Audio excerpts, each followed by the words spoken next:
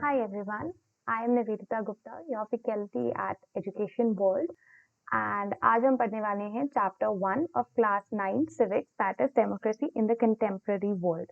तो इस चैप्टर में हम बेसिकली दो स्टोरीज के थ्रू डेमोक्रेसी की एक जर्नी को समझने की कोशिश करेंगे एंड ये दो स्टोरीज हैं दो कंट्रीज की, चिले एंड पोलैंड की। सो लेट अस स्टार्ट, देखते हैं चिले में क्या हुआ था। सो चिले के जो प्रेसिडेंट थे एलेंडे, चिले वाज चिले के प्रेसिडेंट थे Allende and Chile basically you can see Chile एक साउथ अमेरिकन कंट्री है। तो जो प्रेसिडेंट एलेंडे की पॉलिसीज थी वो काफी प्रो पुअर और प्रो वर्कर्स थी, but these policies were opposed by landlords, the rich and the church, and also by some political parties. अब 11 सितंबर 1973 की मॉर्निंग को क्या हुआ कि जो प्रेसिडेंट का हाउस था it was surrounded and it was bombed, and finally the president Allende died in the military attack, and the military coup which was led by General Pinochet, it took over the control. So for the next 17 years the country Chile was controlled by the president Pinochet. So you see कि चिले एक democratic government से एक military dictatorship की तरफ चला गया। तो जो पिनोशे गवर्नमेंट थी इसने काफी ज्यादा टॉर्चर किया और लोगों को बहुत ज्यादा परेशान किया। तो कोई भी अगर सपोर्ट में था डेमोक्रेसी के तो उसको उन्होंने काफी टॉर्चर किया। उसके बाद हम देखते हैं पिनोशे ने 1988 में एक रेफरेंडम करवाया। पिनोशे ने सोचा था कि सब लोग उससे डर के यस ही करेंगे to continuing his power, but what happened actually is the people of Chile said no and his military dictatorship ended. So slowly क्या हुआ कि जो आर्मी का रोल था कंट्री की गवर्नेंस में वो काफी कम होता गया।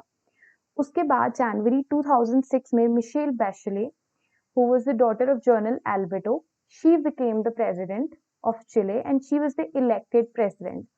So from democracy to military dictatorship and finally back again to democracy. So this was the story of Chile. उसके बाद नेक्स्ट स्टोरी हम समझते हैं पोलैंड की। तो पोलैंड में 1980 में Poland was ruled by the Polish United workers party which was a communist party. तो पोलैंड में कोई और पॉलिटिकल पार्टी को फंक्शन करने नहीं दिया जाता, जैसे कि हम चाइना में देखते हैं कि चाइना में सिर्फ कम्युनिस्ट पार्टी ही इलेक्शंस लड़ती है। तो कोई भी अगर इनके लीडर्स के खिलाफ बोलता था या पार्टी के खिलाफ बोलता था तो गवर्नमेंट उसे जेल में डाल देती थी। तो जो गवर्नमेंट थी पोलैंड की वो basically it was supported by USSR. तो व्हाट हैपेंस इज कि एक स्ट्राइक होता है by the workers of Lenin shipyard, and but this strike was very much illegal. क्यों इलीगल था? बिकॉज ट्रेड यूनियंस जो थी वो इंडिपेंडेंट नहीं थी तब, तो ये स्ट्राइक इलीगल था। अब ये स्ट्राइक क्यों क्यों किया गया था? Because a women worker she was unjustly dismissed from the service. So Lech Walesa, he was the former electrician of the shipyard. He was also dismissed from the service for demanding higher pay. So Lech Walesa जो है वो एक leader उभर के आते हैं इस movement के, और ये जो स्ट्राइक है अब इसकी डिमांड सिर्फ ये नहीं रह गई थी कि उस वुमेन वर्कर को वापस लिया जाए, अब इसकी डिमांड काफी बड़ी हो गई थी और ये काफी जो बड़ी डिमांड्स हैं वो रेज करने लगे। For example they demanded the right to form independent trade unions. they also demanded that आप जो भी political prisoners हैं उनको रिलीज करो, and then to remove the censorship that was imposed on press. उसके बाद क्या होता है कि the strike continued and the government was forced to sign a 21 point agreement with Walesa. So after this he ended the strike. Government ने ये agree किया कि they will recognise the workers right and the right to form independent trade unions. But later क्या होता है कि जो general थे इन्होंने दोबारा से मार्शल लॉ कंट्री में लगा दिया और दोबारा से जो सारे राइट्स मिले थे वो दोबारा से छीन लिए गए। पर इस समय जो पॉलिश गवर्नमेंट थी वो थोड़ी वीक थी, क्योंकि एक तो इनकी फाइनेंशियल सिचुएशन सही नहीं थी, इनकी इकोनॉमी डिक्लाइन में थी, और दूसरा जो इनका सपोर्ट भी था ना सोवियत यूनियन से वो थोड़ा अब अनसर्टेन हो गया था। तो अप्रैल 1989 में दोबारा से नेगोशिएशंस किए जाते हैं वेलेसा के साथ and government was forced to conduct free elections. तो ये रिजल्ट उस एग्रीमेंट का निकला कि अब फ्री इलेक्शंस किए जाएंगे एंड वेलेसा जो थे he was elected as the president of Poland, so he emerged as a winner. So this was the story of Poland. तो पोलैंड में इस तरीके से डेमोक्रेसी आई। उसके बाद अब अगर हम चिले और पोलैंड इन दोनों स्टोरीज में देखें तो इन दोनों ही स्टोरीज में हम देखते हैं कि जो पहले जैसे चिले में वी ऑब्जर्व कि जब चिले में जनरल पिनोशे आए, so he was not the elected leader, he was not elected by the people. उसके बाद पोलैंड में भी हम देखते हैं तो जो पोलिश यूनाइटेड वर्कर्स पार्टी थी, इसे भी लोगों ने इलेक्ट नहीं किया था। तो ये दोनों ही डेमोक्रेसी नहीं थी। ठीक है, और जब हम चिले की आगे बात करते हैं तो जब मिशेल बेचले आती हैं, she was the elected leader. और पोलैंड में भी जो वेलेसे थे, he was the elected president. तो डेमोक्रेसी का एक बेसिक फीचर ये है कि जो गवर्नमेंट है ना, it is elected by the people, the leaders are chosen by the people and people have the freedom to express their views. तो चाहे वो गवर्नमेंट के फेवर में हो, चाहे वो क्रिटिसिज्म में हो, but people have the freedom to express their views, they have the freedom to organize, and the freedom to protest is one of the most important feature of democracy. That if there is any kind of injustice, even if that is being done by the government, people have the freedom to protest against it. तो democracy में जो leaders हैं उनको लोग elect करते हैं। उसके बाद अगर हम देखें कि जो डेमोक्रेसी है वो कैसे बेसिकली एक्सपैंड करती है, तो हम देखते हैं 1900s टू 1950s में बहुत ही कम कंट्रीज में डेमोक्रेसी थी। तो अमेरिका में, लैटिन अमेरिका में इंडिया को इंडिपेंडेंस मिली 1947 के अराउंड, पाकिस्तान, तो बहुत ही कम कंट्रीज में हम देखते हैं कि डेमोक्रेसी थी।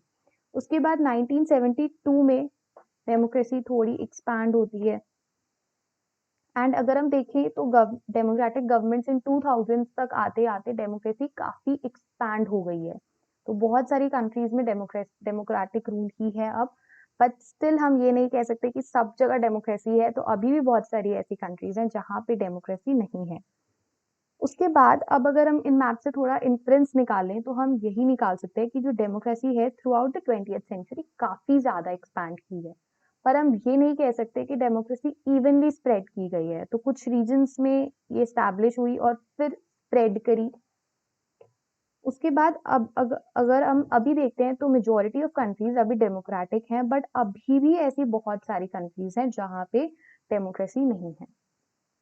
अब हम इस एक्सपेंशन ऑफ डेमोक्रेसी को थोड़ा समझते हैं। तो सबसे पहले 1789 में फ्रेंच रेवोल्यूशन हुआ, जिसके कारण सबको काफी ज्यादा इंस्पिरेशन मिली और बहुत सारे स्ट्रगल्स फॉर डेमोक्रेसी स्टार्ट हो गए। उसके बाद 1776 में जो ब्रिटिश कॉलोनीज थी नॉर्थ अमेरिका में, they declare themselves as independent and they came together to form United States of America. उसके बाद they adopted a democratic constitution in 1787, but यहाँ पे भी अगर हम अभी देखते हैं तो जो राइट टू वोट थी वो काफी ज्यादा लिमिटेड थी। तो बहुत साल लग गए यूनिवर्सल एडल्ट फ्रेंचाइज आने में यूएसए में भी। तो सबसे पहली कंट्री जिसमें वुमेन को वोटिंग राइट्स दिए थे वो कौन सी कंट्री थी? It was New Zealand. तो बहुत सारा स्ट्रगल हुआ ताकि सबको वोटिंग करने का राइट मिले, whether it is man, women, rich, poor, white, black. तो काफी स्ट्रगल्स लगे। वी वर लकी, हमारे कॉन्स्टिट्यूशनल मेकर्स इतने फार साइटेड थे कि उन्होंने हमें बिगिनिंग से ही यूनिवर्सल एडल्ट फ्रेंचाइज दिया। तो उसके बाद हम देखते हैं, अच्छा दिस इज अ चार्ट, आप देख सकते हो सबसे पहले न्यूजीलैंड में यूनिवर्सल एडल्ट फ्रेंचाइज आया and then we have finally then Russia, Germany, Britain में भी काफी लेट आया, आप देख सकते हो 1928 में, एंड देन इंडिया 1950s में, एंड देन यूएसए में देखो कितनी लेट आया, 1965 में finally they got the universal adult franchise. उसके बाद जब सेकेंड वर्ल्ड वॉर के बाद जो कॉलोनियलिज्म था अब वो डिक्लाइन पे आ गया and many countries got independence. India was one of them. While we were lucky, India continued to be a democratic country and we had such a good experience with democracy. But बहुत सारी ऐसी countries थी जो कि इतनी lucky नहीं थी, तो वो अपनी डेमोक्रेसी को मेंटेन नहीं कर पाई। फॉर एग्जाम्पल अगर हम बात करें घाना की, तो घाना एक कंट्री है वेस्ट अफ्रीका में। तो यहाँ पे निक्रुमा जो थे, he became the first prime minister, but 1996 में he was overthrown by military. उसके बाद अगर हम अपने थोड़े नेबर्स की भी बात करते हैं तो हम देखते हैं कि जो नेपाल था वहां पे जो किंग है उसने अपनी पावर्स दी ताकि एक वो फिर एक लिमिट हो गया, he was limited to just a constitutional monarch and he was guided by the elected leaders. But 2005 में जो किंग था नेपाल का, उसने जो इलेक्टेड गवर्नमेंट थी उसे डिसमिस कर दिया and he took back the powers. अगर हम पाकिस्तान की भी बात करते हैं तो 1999 में जो जनरल मुशर्रफ थे, उन्होंने आर्मी रूल पाकिस्तान में वापस ला दिया था। फिर अगर हम म्यांमार की बात करते हैं तो म्यांमार की अगर हम रिसेंट कॉन्टेक्स्ट में भी बात कर सकते हैं तो हम देखते हैं कि म्यांमार में 1948 में कॉलोनियल रूल खत्म हुआ और उन्हें फ्रीडम मिली, उन्हें डेमोक्रेसी मिली। बट डेमोक्रेटिक रूल ज्यादा लंबा नहीं चला। 1962 में मिलिट्री कूप ने डेमोक्रेसी जो है वो खत्म कर दी। और जो इनकी national league for democracy which was led by आंग सूं की, तो इन्होंने इलेक्शंस लड़े 1990 में। बट जो मिलिट्री लीडर्स थे उन्होंने इलेक्शंस के रिजल्ट्स को रिकॉग्नाइज नहीं किया एंड आंग सू ची was put under house arrest. ठीक है, अगर आप रिसेंट कॉन्टेक्स्ट में देखोगे तो अभी भी यही हुआ, इलेक्शंस हुए, आंग सू ची की पार्टी जो है उन्होंने इलेक्शंस में अच्छा परफॉर्म किया, they won. But the military leaders did not recognise the results and Aung Suu Kyi is again was again put under house arrest. तो अभी अगर हमने बात करी बहुत सारे कंट्रीज की कि चिले में क्या हुआ, पोलैंड में क्या हुआ, कैसे आफ्टर द वर्ल्ड वॉर बहुत सारी कंट्रीज डेमोक्रेटिक बनी, तो अभी हम बात करते हैं डेमोक्रेसी की ग्लोबल लेवल पे। तो क्या ग्लोबल लेवल पे कोई वर्ल्ड गवर्नमेंट है? नहीं, ऐसी कोई गवर्नमेंट नहीं है, पूरे वर्ल्ड की कोई गवर्नमेंट नहीं है। बट बहुत सारी इंस्टीट्यूशंस ऐसी हैं जो कि पार्शली एक वर्ल्ड गवर्नमेंट का रोल जो है वो प्ले करती हैं। ठीक है, अब फॉर एग्जाम्पल अभी हम सबसे पहले बात करेंगे यूएन की। तो यूएन जो है, वहां पे जितनी भी मेंबर कंट्रीज हैं उन सबके पास एक सिंगल वोट है। तो UN was established after the second world war to have peace and stability and to prevent any kind of war, future war. तो उसके बाद हम बात करते हैं यूएनएससी की, यूनाइटेड नेशन सिक्योरिटी काउंसिल। तो ये एक 15 मेंबर सिक्योरिटी काउंसिल है जो कि सारे क्रूशियल डिसीजंस लेती है। बट यहाँ पे जो मेजर पावर है ना, वो है P5 के पास, यानी कि परमानेंट 5 के पास। और इन P5 में आता है USA, Russia, UK, France and China. And there are 10 other members which are elected by the General Assembly for 2-year terms. Recently, India was elected. India was also elected, and each permanent member, these P5 has veto power. इसका मतलब है कि अगर कोई भी एक decision को इनमें से कोई भी P5 में से कोई भी डिसएग्री कर दे तो वो पास नहीं हो पाएगा। ठीक है, तो इन 5 मेंबर्स का हर एक डिसीजन को सपोर्ट करना इज वेरी इंपॉर्टेंट। तो हम देखते हैं कि इन 5 मेंबर्स का, इन P5 का यूएनएससी में दबदबा है। इसलिए हम देखते हैं कि बहुत सारी कंट्रीज जो हैं वो डिमांड कर रहे हैं कि UNSC needs to be more democratic, and India is also demanding a permanent seat at UNSC because given as there are many factors which support our contendership for a permanent seat in UNSC. So UNSC needs to expand and become more democratic. उसके बाद अगर हम बात करते हैं IMF की भी, तो आईएमएफ में भी अगर आप देखो तो हर कंट्री का जो वोट है, it is measured by how much money, it is measured by how much money the country has contributed to IMF. 52% से ज्यादा वोटिंग पावर सिर्फ 10 कंट्रीज के पास है। ठीक है, USA, Japan, Germany, France, UK, China, Italy, Saudi Arabia, Canada and Russia, क्योंकि इन्हीं countries ने सबसे ज्यादा मॉनेटरी सपोर्ट दिया है आईएमएफ को। तो बाकी कंट्रीज के पास कोई ज्यादा पावर नहीं है इन इंटरनेशनल ऑर्गेनाइजेशंस में, और ज्यादातर डिसीजंस जो हैं वो ये पावरफुल, कुछ पावरफुल, लिमिटेड पावरफुल कंट्रीज ही कंट्रोल करती हैं। तो international organisations need to be more democratic, need to be more inclusive also. उसके बाद हम आखिरी टॉपिक पे चलते हैं, which is basically promotion of democracy. तो एक केस लेते हैं इराक का। Iraq was ruled by Saddam Hussein, but USA and its allies attacked and occupied Iraq on the pretext that Iraq was occupying nuclear weapons without any UN sanction. And they removed Saddam Hussein and installed an interim government of its preference.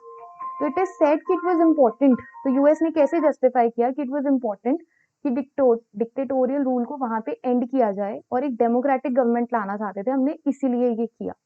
But हमें ये question पूछने की जरूरत है कि क्या ये right way है डेमोक्रेसी को प्रमोट करने का? Democracy can not be imposed on the people by force.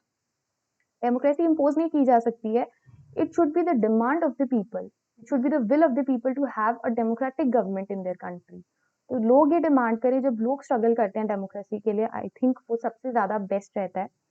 तो this was the chapter about democracy. जो नेक्स्ट चैप्टर होगा उसमें हम बेसिकली पढ़ेंगे कि why do we want democracy and what is democracy, so we'll be studying more about that. So I thank you for watching this video first of all, and I hope कि आपको ये chapter बहुत अच्छे से समझ में आया है। I've tried my best to cover each and everything, and if you like this video, please like, subscribe and share.